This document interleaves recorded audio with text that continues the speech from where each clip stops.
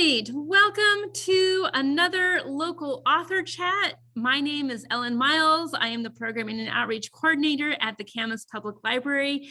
And this evening, we are here with local author Jim Mockford. Thank you so much, Jim, for joining me this evening to chat about your book and your process. Well, thank you, Ellen, and thank you, Camas Library, for having me this evening. Absolutely. We will have this video, as always, uploaded on our YouTube channel for people to watch later if they'd like. And I'm ready with my first question if you are. Go for it. All right, well, it's really easy. I'm just wondering if you could tell us a little bit about yourself. Well, for those of you who are longtime Camas people, you might know that over 30 years ago, or sometime in the 90s anyway, I was a teacher at Camas High School, and I taught Japanese for 6 years at Camas High. Was very involved with the sister school exchange program, and I had a great time with former students and teachers and the community. And my co-author, Jenny Farmer, was a little kid at the time, but she did perform in Garfield Hall at Columbia Dance Nutcracker, which was held at the old Garfield Hall in Camas in the 1990s, before they moved to the locations they are at now in Vancouver. So we had a great time in Camas. That's my Camas background. I actually went to Asia a number of times before Camas, to both China, Taiwan, and Japan in the 1980s. And my work, most recently for the last 22 years or so, has been with a technology company and software business, which took me to Asia quite often. So that's kind of my career in a nutshell. I just retired last year and transitioned to a children's book writer. Congratulations on your retirement. That's great. Thank you. So your book, I see it behind you on your shelf, The Kite That Touched the Sky. I was wondering just what was it like to write that book? Well, this began a few years before COVID, actually, when I have a son who is living in China teaching English. He married a girl from Jilin province, and we have a grandson born in China named Jason. And we had a granddaughter born here in Vancouver, Washington, my daughter's daughter, Emily. And they were able to meet as cousins for a couple of times. My Chinese family came here. My American family went to China in 2018. And so the cousins were actually getting to know each other both online and in real time, and together doing little kid things as the idea for this book developed before COVID. So it's really about one cousin in China, another cousin here, they're my grandchildren, and they meet and have an adventure in the world of kite flying. So that's how it developed. And then they visited in 2019 for a book preview party. We were about to launch, and all of a sudden COVID broke out and everything changed. Okay, so there's kind of these two dimensions to the book project. It's really a book that takes place prior to the pandemic, but pretty much everything we did since the summer of 2020 has been done virtually, like we are tonight. Great. Well, so once your book was written, how did it get published? Well, I'm a member of the Society for Children's Book Writers and Illustrators and the Willamette Writers Group. So they both provide a lot of resources for people in the process of thinking about writing a book. But publishing's another matter. And so there's various consultants available for this sort of thing if you don't want to just pitch it to a big publishing house and you want to do your own thing, which in our case is what we wanted to do, to retain control over our work with a local illustrator named Teresa Johnson, who we loved working with for this book. And often a book publishing house doesn't allow you to pick your illustrator. They choose it for you. But we wanted to work with Teresa. And we also, given that we have bilingual resources in our family, we wanted to control the translation in Chinese, which my daughter-in-law, we had a local translator, and then my daughter-in-law in China work on the translation. And the actual goal was eventually to make the book available in both countries for people studying English in China, as well as people studying Chinese here, or just people who want to read a book about kite flying in either language. So there were all these dimensions. We did engage a company called Luminary Press in Eugene, Oregon, who's a hybrid book publishing consultant, to help us with some things that we were not experienced with in the world of publishing. But we wanted to form our own LLC, Kumquat Kids Productions, to produce the book as a publisher and to do some other things with that umbrella organization going forward. So I think for us, that was the right way to approach this rather than to simply pitch it to potential publishers. And then given all the complexity and the US-China relationship in the last few years, it might have been pretty difficult to have launched it any other way. We certainly didn't foresee that dimension, happening as it did. But having our own ability to put the book together here locally with some local resources made a big difference in getting it out in 2020. Oh, by the way, let me mention, we do use Ingram. Ingram Spark is our print on demand publishing house, so that when the book is ordered through Amazon or Barnes and Noble or any local bookstore, they just go to Ingram and they're the distributor who you can get the book from. And we don't have to do that. That works like it does for anybody else in book publishing business. So Ingram Spark is the actual sort of behind the scenes book producer of the print on demand book. Got it. That worked out real well for us. Great. Yeah, that's really interesting. Was there anything that surprised you during that whole writing, publishing process? Well, it's quite interesting. I have published articles for maritime history magazines, various historical publications, that sort of thing. But I had not published a children's book before. I'd done actually a historical mini manga once as a writer, but I hadn't done a book like this. And so there's lots of things to learn about. And we did do some stuff. I come from the software business, so doing a beta in software where you try something and see what the reaction is. Well, we did that. We took the book to some local schools, and it was read at the Portland International School Chinese language program in draft form, as well as the Woodstock Elementary Mandarin immersion program in Portland.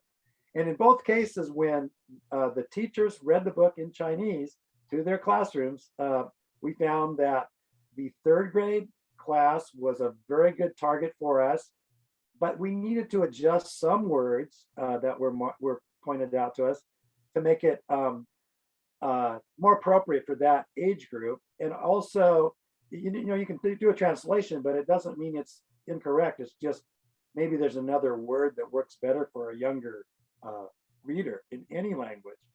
So the test, sort of beta testing of the book by doing classroom readings, we did fortunately before COVID. It would have been completely different not to have been able, if that had happened at a later point, because what you see are the eyes getting bigger of a child when they're looking at a page or they're looking at an illustration, and you get a sense of whether it's working or not. So we made adjustments based on some readings in the classroom. And I really have to thank the schools that we worked with in that phase of the rollout of the book, because it was very, it was very useful activity to be able to do. Some things like colors were adjusted as a result of how people were sort of interacting with the readings and things like that. So, we went back for reviews and revisions with our illustrator, as well as with our the writers, myself and my daughter, and the translator, Lin Xiaoyu Wang Mockford, my daughter-in-law, who was here a little bit, but mostly it was on the internet because she lives in Dalian, China. So interesting process. I think I learned a lot through doing that. That's so interesting. That's great. Do you have a piece of advice that you would give aspiring authors who are trying to get into the same process? Yeah, there's been a lot of ups and downs the last year with everything to do with book publishing. So you have to be very persistent and patient. And there are times where you don't know really what's on the plate of another collaborator. A bookstore or an organization may not be able to respond to your desire to, do some sort of activity. So you go with who's ready to talk to you, basically. And we've been invited to give talks at language conferences that foreign language teachers are involved in. The Chinese Language Teacher Association of Oregon lists our book on their website as a resource. I did a talk for the Washington Association of Foreign Language Teachers conference during COVID, and that was great. But I had actually attended those personally when I was a Japanese language teacher, at Camas High. We used to go in person to, foreign language teacher conferences. And I haven't done that in person since the pandemic. So that you have to kind of rethink how you go about doing things. And certainly organizations like Willamette Writers and the Society for Children's Book Writers and Illustrators and groups like that. Actually, a number of libraries are very helpful. So in addition to Camas Library, right, the Port Vancouver Regional Library has a Words and Pictures Festival, which we participated in. And the Cedar Mill Library in Portland has a Writers Mill group that meets, and they're a great group. And I was fortunate to be involved with them a year or so ago as a virtual participant, And we also been involved a little bit with the Timberland Library System in Pacific County, down at the beach where the World Kite Museum is located, in Long Beach, Washington. So libraries, writing organizations, teaching organizations of different types are great to interact with if you have a book. And most books, I think, have an angle somehow with these types of entities, So that's possibly a piece of advice to look to when you're thinking about who do I need to talk to for my book. Yeah, that is really great advice. Yeah, absolutely. Well, speaking of books, do you have a favorite book that you might recommend to people? I do, and I read lots of children's books, and I actually have more recommendations than I can give you. But I will pick one because I met the illustrator a few years ago, Jaja Havner, who illustrated this beautiful book, which the title is The Poetical Institute's Peculiar Powers of Vegetables and Fruits. And the illustrations are fantastic. The poetry is a lot of fun. The author, Sharada Keats, works in an area where promoting vegetables and fruit as part of your diet is something that they're interested in doing. So this actually came out in England, but the illustrator, Jaja, moved from Portland, Seattle. So she's still in the Northwest and has a website, and her art's a lot of fun. And it's a great book. It's a little unusual, so I thought I'd recommend it along with other books that we like that are both bilingual. And sometimes we'll put some of those on our website. And of course, we love the books that our illustrator, Teresa Johnson, has worked on, such as Rojo the Llama books, which is how we discovered our illustrator, Teresa Johnson. So you better stop me because I could keep going on book recommendations, but I will recommend that one. Great. And I'll get a link to that in the YouTube description. So people, if they want to find it that way, they can. Great. Well, I did have a couple questions from the audience that did write in ahead of time for tonight. So Sasha from Camas wants to know, at what point in your process did you decide to make this a bilingual book? Pretty early on, because I went to China in 2017 to go to a kite flying festival, and it coincided with the birth of my grandson Jason. So we spent time flying kites, waiting for the announcement the baby has arrived. And then, we let the family kind of collect themselves for a day or two because we didn't want to be too much in the way. But we arrived and saw the birth of our grandson Jason in 2017 in April. We came home, and in June of 2017, my granddaughter Emily was born here in Vancouver. So I have all of a sudden two grandchildren, my first grandchildren, in two different countries, involved in two different languages, but also to some extent in bilingual environments, because there are people of speaking both languages in the home environments and this sort of thing. So I had once thought about writing a book about kite flying. There's lots of adventures that can be described for those that go to kite festivals, lots of interesting things. So why not make it about my grandchildren? And so that's how the idea got to start. It was my daughter that suggested that we inject the grandparents into the story. That was not my idea.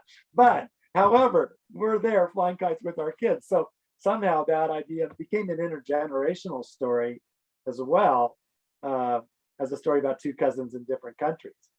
And then we went through rounds of, concept and text drafting and additions and changes, and a few ideas we thought we might save for a sequel at some point. Well, actually, that segues really well into the second question from the community that was written in. Troy, also from Camas, says, I'm writing my first book and I'm struggling to know when to stop revising. Do you have any advice? Oh, that's a very tough question because you can always sort of keep revising, right? But there is a little bit of a problem in that no matter when you think it's final, someone will give you a suggestion. How about this? How about that? So you have to lock in at some point with a version or two, maybe side by side checks to say, I like this page a little bit better than this other page. And in a book with illustrations, a lot of the story is told through the illustration work. So sometimes text needs to be ripped out. You don't need to say some things if they're presented visually, And so it's a little bit different if you're just writing a book and revising text, or if you're writing a book involving illustration. But it's kind of a never-ending process right up to the end. And even this book, we revised the fonts on the cover late in the process. We decided we wanted our own special fonts, which were created in China by my daughter-in-law's sister, who's an artist. so that was a last-minute revision on the cover itself. But I suppose there's always something else. And, even when the book's done, you go, I wonder if I should have revised page 14. Unless you don't like revising. And I imagine some people just lock in, with the version they've written. But I continually think about revising books. So, you won't make a deadline ever if you, at some point, don't lock into something, right? It's true. Yeah. Yep. And then some other eyes can read through it and maybe confirm that it's ready to go. Got it. All right. Well, I want to give people an opportunity to find your book. So if people are looking for you or they're looking for this book, how can they do that? Well, we're both on the online marketplace, meaning Amazon, Barnes and Noble, a lot of those type of online sales entities carry the book. Because once it's on Amazon, there's a lot of follow-up, and you do get good reviews, hopefully good reviews. You get reviews anyway, and we got some good ones. On Amazon, which even a local bookstore that you want to support might ask, are you on Amazon? Do you have any reviews? And so we initially focused more on the local bookstore approach, because with COVID, we were worried they were going to go under. And in fact, they did. Our favorite local bookstore in Vancouver, Dickens Books on Main Street in Vancouver, where we had our preview party in 2019, they had to close shop. And we would have loved to have had a book launch activity with them, because that was a great bookstore. We really enjoyed interacting with them in the past. And Powell's Airport Bookstore closed. A great place for a bilingual book. If you're going to Asia, why not buy a book and go take it across the Pacific? So that closed.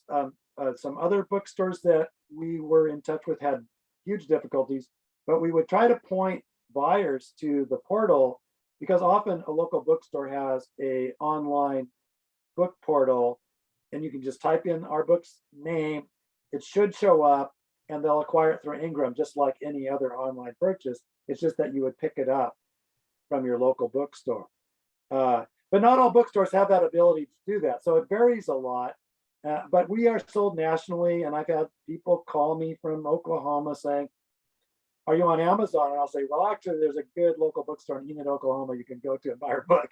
But we can't do that for everybody. So if the local bookstore doesn't know or can't support the process of purchasing it, they kind of are, in a sense, referring our customer to the online marketplace. And that's kind of the way the business works. So, but you can find it pretty much online, all over the place. Can they get to it from your website also? Yes, and I want to mention two other potential places to buy the book. The Fort Vancouver National Historic Site Visitor Center, Friends of Fort Vancouver Gift Shop, had stocked our book. I'm not sure if they have any left or not, but we did our only in-person book reading at Fort Vancouver Visitor Center last summer, right before Delta spiked. Oh, yeah. And it was a lot of fun to be in the visitor annex there and reading our book live, the only live book reading we've done. The other place the book is carried has been the Portland Chinatown Museum gift shop. And we did a miniature kite pop-up display for a while in their gift shop, and they continually rotate exhibits. So we recommend people who have an interest to check out their website, and they have other great children's books and gifts in their gift shop, as well as exhibits to see that tell us about the history of Chinatown, Portland. So we do like to work with gift shops and organizations of that type that have an interest. If you're down at the beach, you might check the World Kite Museum. I don't know if they're up and running. For a while, they took out all their books because of COVID, but they do sell kites, and hopefully they'll go back to selling other items there because they get a lot of traffic for the Washington State International Kite Festival, which is held in August. And I will be in touch with them about the summer plan. But we really like it if you could buy our book and a kite at the same time. Yeah, that'd be perfect. Well, all right. I understand that you would like to read an excerpt from your book as well. So are you willing to do that? I am ready. And I kind of introduced the fact that the book is about two cousins, one who lives in China and one who lives in the USA, and they meet and have an adventure while flying kites. So I'm going to skip a lot of the introductory part of the story and go right to this page, which I'm curious if people who are watching have been to the world's longest beach. And that's the arch at Long Beach, Washington, where you can see a lot of kites in the sky in the summertime. And it's the home of the World Kite Museum and the Washington State International Kite Festival. So we're going to go right to that page because the cousins actually go to the beach, and together with their grandparents, the cousins walked outside. They were surprised to see kites everywhere. It was a kite festival. Jason and Emily wondered, can we fly a kite right here? And when we turn the page, we see that their grandfather says, yes, yes, you can. And they're very excited. As grandfather hands them a kite, the cousins were so excited. They are finally holding a kite. Okay. At this point, together. And, you see a little bit of the shadow, but the actual appearance of the kite is not revealed yet, right? You're going to have to read to the end of the book to find out what that kite looks like. They released their kite into the wind. Okay, they've released the kite into the wind. Uh-oh, what happened next? Well, to find out what happened next, you're going to have to go to the Camas Library and turn the page and find out whether or not the kite tangled, or did the kite line break, or did it fall into the sand, or just what happened next. Many adventures can happen when you fly a kite. It's true. This is the fun with the book that we've had, and we hope you have fun finding our book either at the library or online or somewhere in town, and find out what happened with Jason and Emily when they flew the kite that touched the sky. Yep, that's great. And I've read the book, so I know what happens after they let it go into the sky, but I won't spoil it for anybody else. But thank you again, Jim, very, very much for you talking about your book and sharing your time this evening. It was a ton of fun, and I will see you around. Well, thank you. Thank you. And hello to all my friends in Camas. I want to come see you sometime. So stay in touch with Ellen in the library, and maybe we'll fly kites sometime this summer. Sounds great. Sounds great. Thanks, Jim. Thank you. Goodbye. Bye.